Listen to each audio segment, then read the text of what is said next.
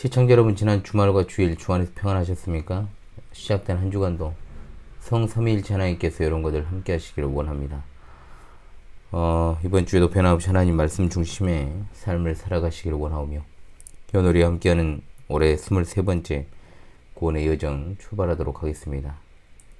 2023년 23주차입니다. 벌써 23차네요. 올해 23번째 하나님의 말씀은 누가복음 22장 15절의 말씀이 되겠습니다. 자, 함께 외웁시다. 이르시되 내가 고난을 받기 전에 너희와 함께 이 유월절 먹기를 원하고 원하였노라. 누가복음 22장 15절 말씀. 아멘. 다시 한번 해봅시다. 이르시되 내가 고난을 받기 전에 너희와 함께 이 유월절 먹기를 원하고 원하였노라. 누가복음 22장 15절 말씀. 아멘. 지난주 이번주 하나님 말씀 시간 기억하십니까?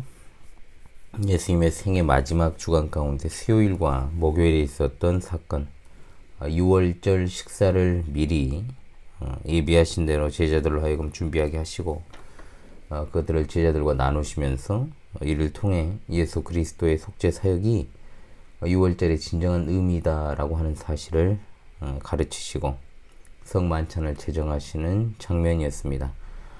이를 통해서 우리는 그리스도의 제자된 이의 삶의 방식이 무엇인가에 대한 귀한 교훈을 받아서 적용하는 시간을 가질 수 있었죠.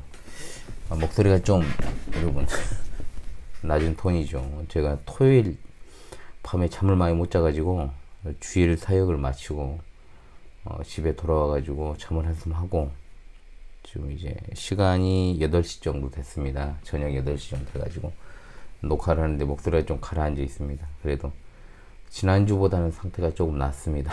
그렇기 때문에 이런 목소리가 조금 가라앉아 있더라도 좀 양해를 부탁을 드리겠습니다. 오늘 주어진 본문은 14절부터 23절까지 우리 주님께서 세례와 더불어 제정하신 유일한 성례인 성만찬을 제정하신 사건과 그리고 가룟 유다가 배반할 것을 예고하신 장면입니다. 이 두 사건은 너무나도 중요해서 세 복음서 전체에 등장을 하죠. 물론 마태복음과 마가복음은 유다의 배신 예고를 먼저 기록하고 있고, 누가는 성만찬 제정이 먼저 나온다는 선후관계의 차이점은 있습니다. 이것은 성경 기자들이 성령이 감동하신 대로 무엇을 더 강조하느냐, 여기에 있어서 어떤 차이일 뿐 모순점은 되지 아니합니다. 그리고 다른 복음서에서는 예수님께서 성만찬을 제정하시기 전에 몇 가지 과정이 있죠. 요한복음에서는 예수님께서 제자들을 발을 씻기신 사건이 먼저 나옵니다. 그 다음으로 유다를 배반자로 지목하시죠. 요한복음에 의하면 2일 후에 유다가 만찬장을 떠나는 것으로 나옵니다. 시간 순서상으로는 첫 번째로 유월절 만찬 이전에 예수님께서 제자들의 발을 씻기셨고, 또 두 번째로 유월절 만찬 도중에 가룟 유다를 배도자로 지목하셨으며, 세 번째 가룟 유다가 만찬 석상을 빠져나갑니다. 그런 일 후에 우리 예수님께서 교회 역사에 있어서의 첫 번째 성찬 예식을 거행하십니다. 누가는 성만찬에 집중을 해요. 두 가지 중요한 사실이 여기에 담기는데, 하나는 예수님이 제자들과 함께 식사하기를 간절히 원하셨다는 겁니다. 오늘 말씀 15절의 말씀이죠. 이 식사가 제자들과의 마지막 만찬이 될 것을 아셨습니다. 개인적으로 마지막이 될 식사를 제자들과 함께 하심으로 이 세상에서의 마지막에 의미 있는 교제를 나누고 싶으셨던 겁니다.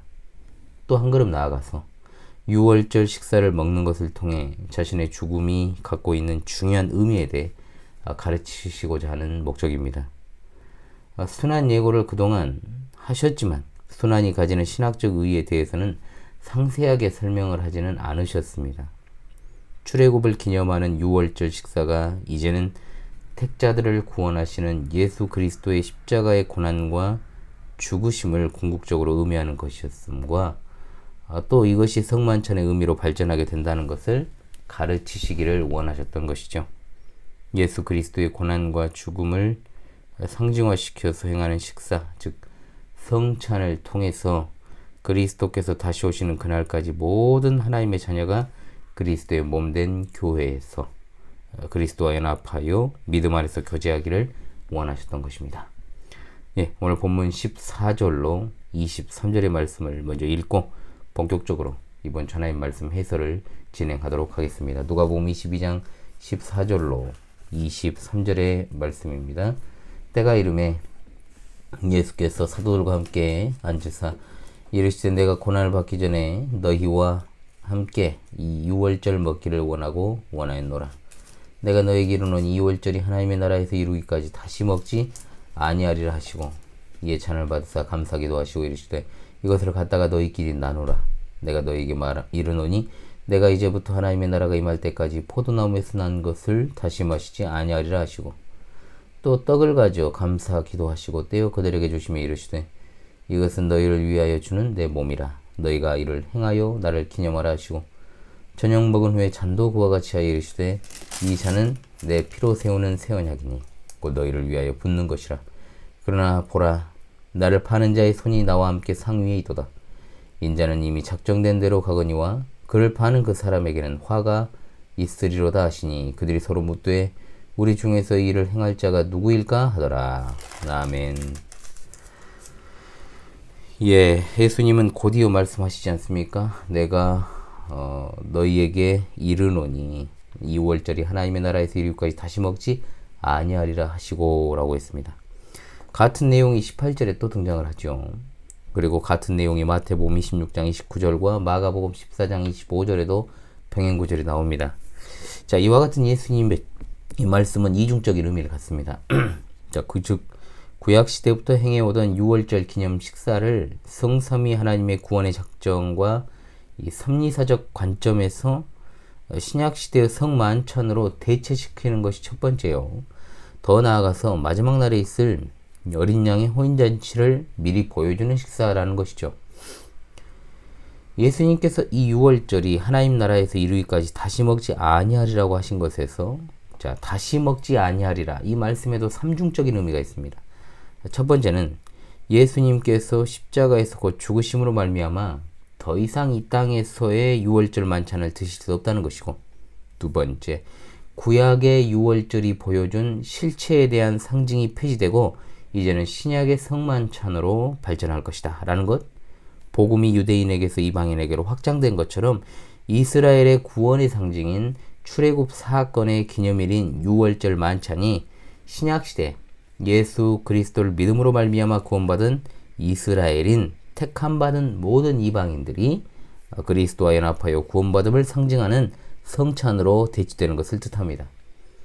그리고 마지막 세 번째의 의미로 유월절 만찬이 하나님 나라가 이 땅에 완전하게 완성하게 되는 때에 다시 열리는데 그것이 바로 유월절 어린 양의 혼인잔치입니다.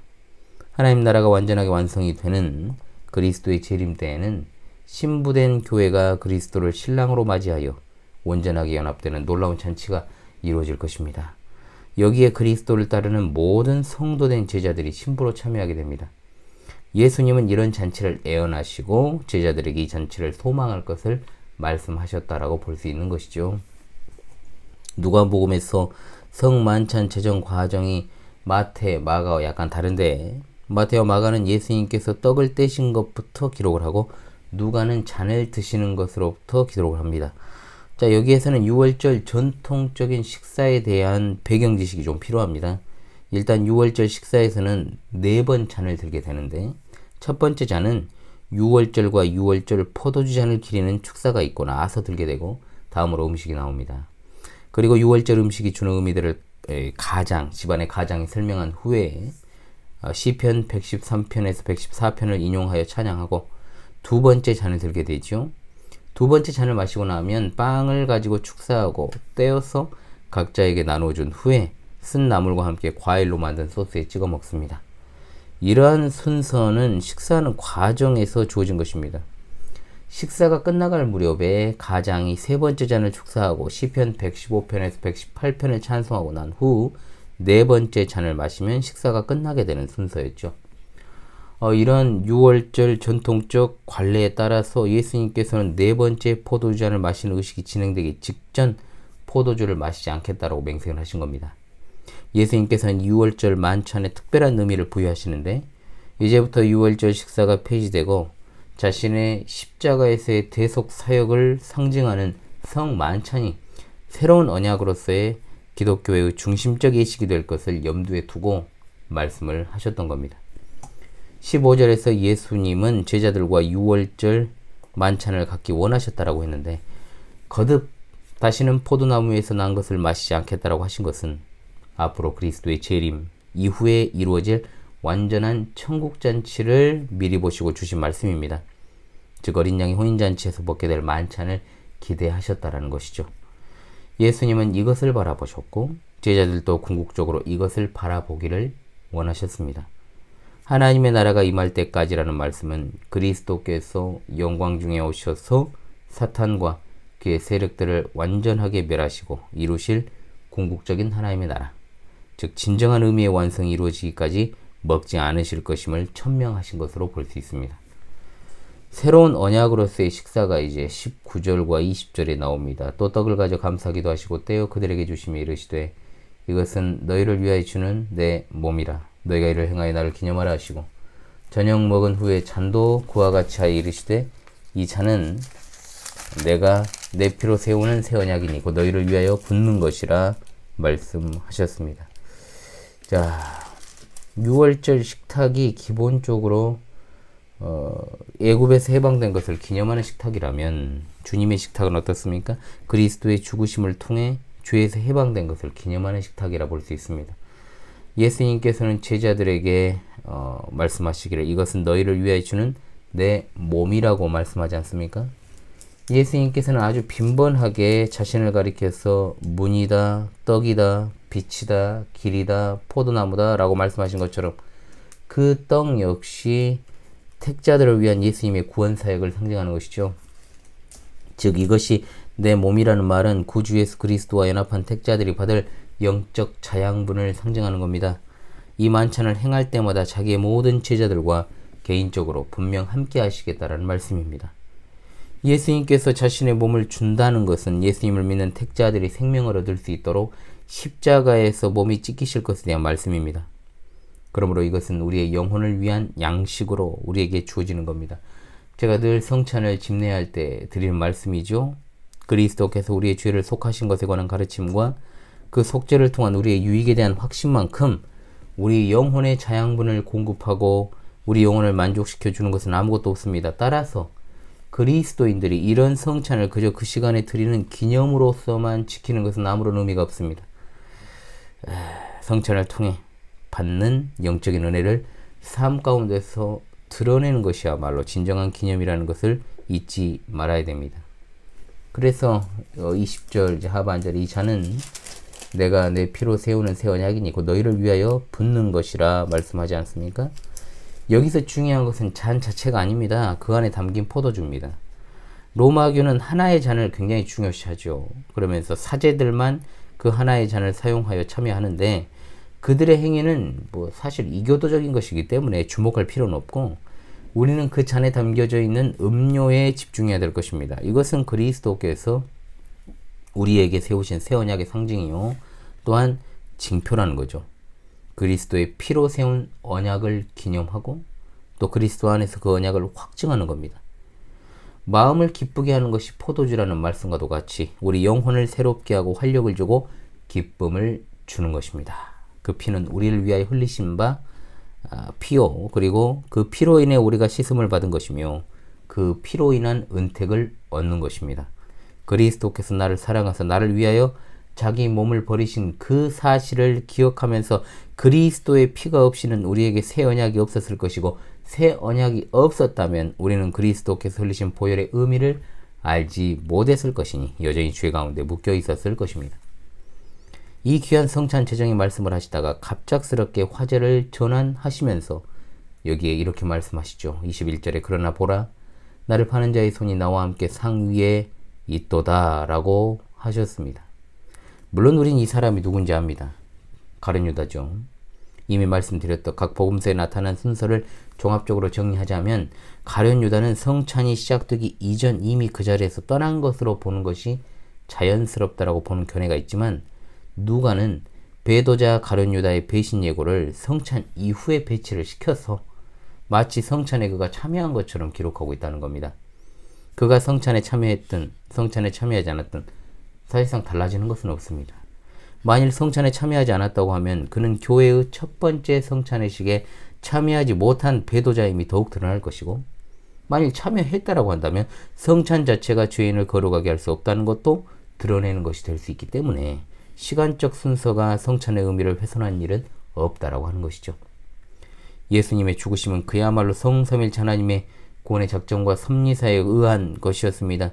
인자는 작정된 대로 간다라고 말씀하지 않습니까? 이 모든 것이 하나님의 작정 가운데 일어나는 일이라는 말씀입니다. 그러나 그렇다고 해서 그를 파는 자의 책임이 면제되는 건 아닙니다. 가룟 유다에 대한 특강을 제가 했지 않습니까? 가룟 유다는 예수님을 배신했습니다. 최측근으로서 예수님을 배신하여 역사상 가장 무서운 죄악을 저지른 자가 되었습니다. 이 모든 것이 하나님의 작정 안에 들어있었다고 할지라도 유다는 자신의 선택을 한 것입니다. 유다는 자신의 의지적인 선택으로 예수님을 배신하고 군인들의 손에 예수님을 넘겼습니다. 즉 그는 처음부터 구원받지 못한 마귀에 속한 자라고 말씀했지 않습니까? 그는 악인입니다. 도둑이었습니다. 물론 다른 제자들도 인간적으로는 굉장히 연약한 모습을 보였죠. 예수님이 붙잡히시다 다 도망갔습니다. 그리고 예수님을 부인하기도 했습니다. 그러나 그들은 모두 다 회개하고 예수님께 돌아왔습니다. 그러나 가룟 유다는 끝까지 그 길로 자신의 길로 갔고, 그리고 자살로서 생을 마감했다는 것도 우리가 잊지 말아야 될 것입니다. 제자들은 이와 같은 예수님의 말씀에 굉장히 혼란스러워합니다. 물론 마태복음에는 가룟 유다의 개인의 반응만 나오지요. 제자들은 예수님이 이 말씀을 하시니까 화들짝 놀라가지고 서로를 판단하고 묻기 시작한 것입니다. 물론 제자들이 서로 나인가 라고 의심한 것이 아니라 너 아니냐? 혹시 누구야? 뭐 이렇게 서로를 판단하는 모습이 더욱 자연스럽습니다. 그래야만 이 다음에 이어지는 제자들이 서로 누가 더 크냐라는 다툼으로 연결이 될 수 있기 때문에 그렇습니다. 오늘 예수님께서는 최후의 6월절 만찬 석상에서 예수 그리스도의 구원 사역을 기념하는 성만찬의 법을 새롭게 제정하시고 또한 가룟 유다의 배신을 예고하셨습니다. 이를 통해서 우리는 먼저 그리스도를 따르는 제자요 성도로서 그리스도께서 제정하신 이 성찬에 어떻게 임하는 것이 바르게 임하는 것인지를 생각해야만 될 것입니다. 우리는 매월 마지막 주에 지금 이 성찬에 참여하고 있죠. 뭐 첫 주에 했다가 마지막 주에 했다가 어떤 일이 발생했을 때 이렇게 좀 옮기고 있지만은 그래도 한 달에 한 번을 하는 원칙이 저희 본교회 광주 신실한 교회는 가지고 있습니다. 자, 분명한 것은 이 성찬은 장차 있을 천국잔치, 즉 어린 양의 잔치를 미리 맛보는 성격을 가진 식탁이라는 데 있습니다. 그런데 어떻습니까? 지금까지 한국교회의 성찬은 상당 부분 분위기 자체가 추도의식의 성격이 강했다는 거죠. 즉 그리스도의 고난과 죽으심에 집중을 해서 성찬을 통해서 사실 받는 은혜보다는 장례식과 같은 엄숙한 분위기에서 죽은 이의 유지를 받들고 다짐하는 추념식에 가까운 분위기였다는 겁니다. 자, 지금도 국가기념일이나 기념일적 성격을 가진 날에는 추모식, 추념식이라는 것을 하고 있죠. 그런데 어떻습니까? 대개는 1년에 한 번 치르는 이벤트적 보여주기 성격이 강합니다. 그런데 오늘날 교회 성찬식은 어떻습니까? 1년에 고작 두세 차례 진행되는 데다가 분위기는 장례식이나 추념식과 같은 분위기에 그저 성찬을 통해서 십자가에서 고난당하시고 죽으신 예수님을 기억하고 결단하는 어떤 그런 등의 시간으로 보내고 있죠. 거의 이것이 연례 행사로 굳어졌기 때문에 뭐 부활절에 한 번, 현대의 부활절에 한 번, 그리고 추수감사절에 한 번 이런 식으로, 그리고 중간에 어떤 특별한 일이 있으면 한 번, 이런 식이기 때문에 성찬을 통해서 은혜를 받는다라고 하는 것이 사실 뭔지를 잘 모르겠고 무거운 분위기 때문에 집중을 못한다거나 또 한편으로는 가슴만 먹먹해지는 어떤 여러 가지 장치와 효과로 인해서요. 그런 일이 있습니다. 과연 이것이 진정으로 예수님이 바라는 성찬식의 모습일까요? 사실 오늘날 대다수의 성찬식은 기념예배 성격 이상의 어떤 의미를 찾아보기가 어렵습니다. 우린 예수님께서 십자가에서 죽임당하시기 직전 제자들에게 베푸셨던 성찬의 시대를 살아가는 사람이 아닙니다. 우리는 예수님께서 십자가에서 죽으시고 부활하시고 승천하신 후의 시대를 살아가고 있고 하나님 보좌 우편에 앉아 계신 예수 그리스도를 기다리는 시대를 살아가고 있는 성도들입니다. 따라서 신약교회의 성찬 예식은 당연히 기쁨의 식탁이 되어야 되는 것이요. 그것이 주는 궁극적인 식탁, 즉 천국에서의 식탁을 미리 맛보는 기쁨의 잔치 자리가 되어야만 하는 겁니다. 저도 이것을 드러내기 위해서 부단히 노력을 하고 있죠. 끝까지 해야 될 일이기 때문에 그렇습니다. 우리는 구약의 성도들처럼 짐승을 잡아 하나님께 피를 흘려 제사를 드린 사람들이 아닙니다. 예수 그리스도께서는 십자가에서 단 한 번의 제사로 그 모든 희생제사가 바로 자신의 유일하고 확실한 희생제사를 가리키는 것임을 보여주셨습니다. 그러므로 우리는 성찬을 그리스도의 희생을 추념하는 제사 드리는 것처럼 되어서는 안 됩니다. 신약교회 성도는 예수 그리스도의 구원 사역을 통해 이미 도래한 하나님 나라 백성으로서 영과 진리로 신령과 진정으로 하나님을 예배하는 가운데 성찬이라는 식탁을 마주하게 되는 겁니다. 우리가 이미 말씀의 식탁에서 주님께서 차려서 거기서 봉사하는 목사의 말씀의 강서를 통해서 먹고 마시지 않습니까?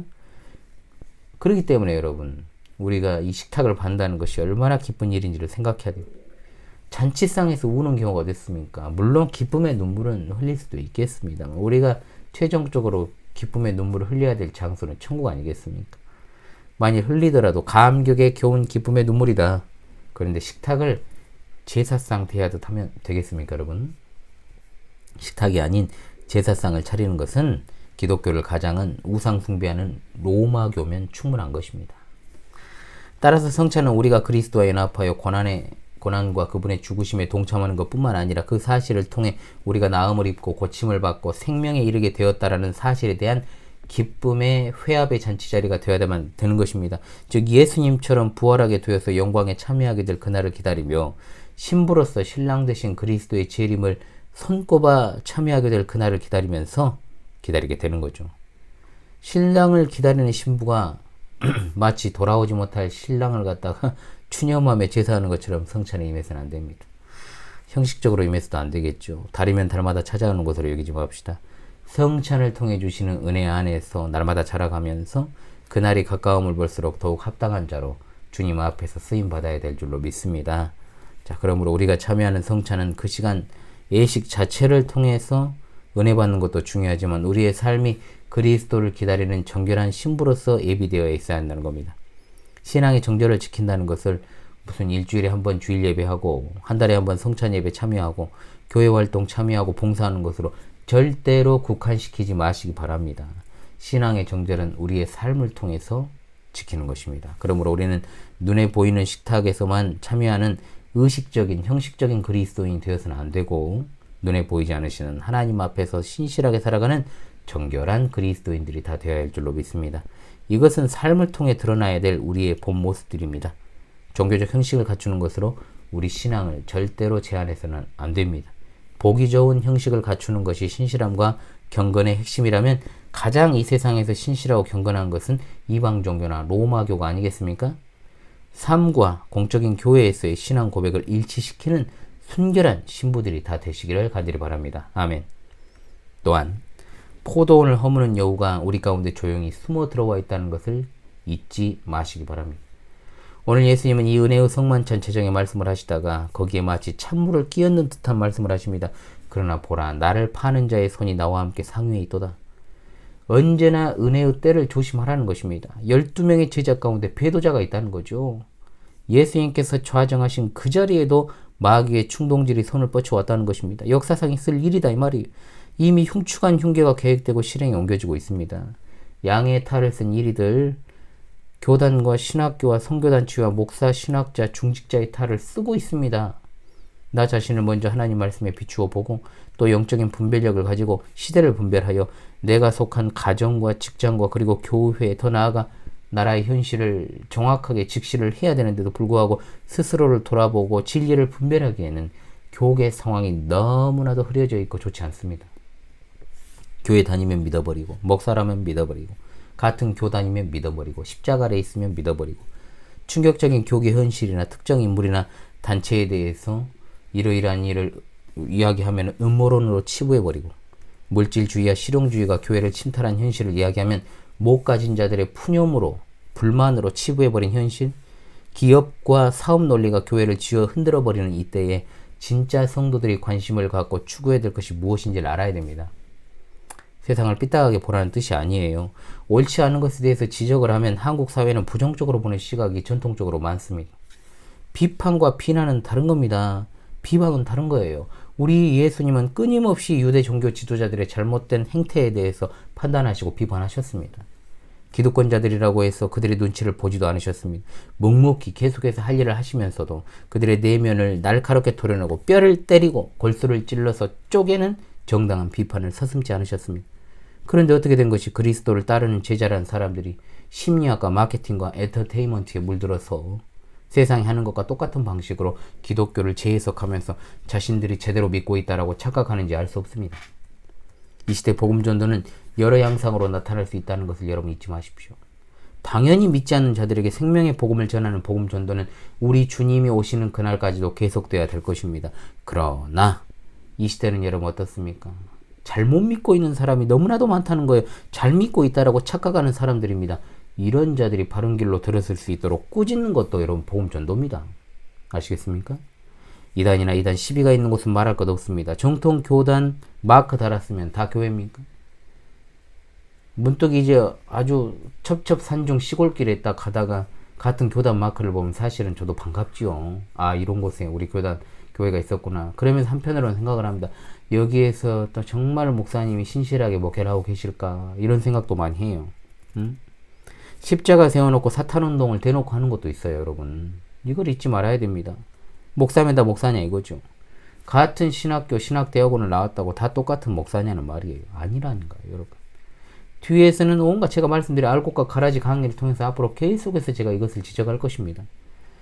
온갖 사탄운동, 불건전한 영성운동, 혼합주의 에큐메니컬 운동, 종교다원주의 신사다운동 이런 것을 하면서 처음부터 마귀의 종이었던 가룟 유다처럼 숨어서 두 얼굴의 모습을 하고 있고 세상 좋은 얼굴과 인자한 모습, 부드러운 음성으로 사람들을 미혹하고 있으니까요. 지금은 플랫폼이 얼마나 발달을 했습니까, 여러분. 진짜 얼마나 세상이 바뀌었습니까, 여러분. 내가 그냥 안방에서 어떤 전국의 어떤 교회든 실시간 방송 그 안방에서 그 예배를 볼 수 있는 시대가 되어버렸지 않습니까? 역사상 지금 이때보다 이단들의 활동이 노골적이고 배도, 배교, 배은의 행위가 광범위하게 창궐했던 적이 없습니다. 이것이 말세의 강력한 징조이니까 그렇습니다. 지금은 참으로 예수님 말씀과 같이 정신을 차리고 깨어서 기도해야 할 때입니다.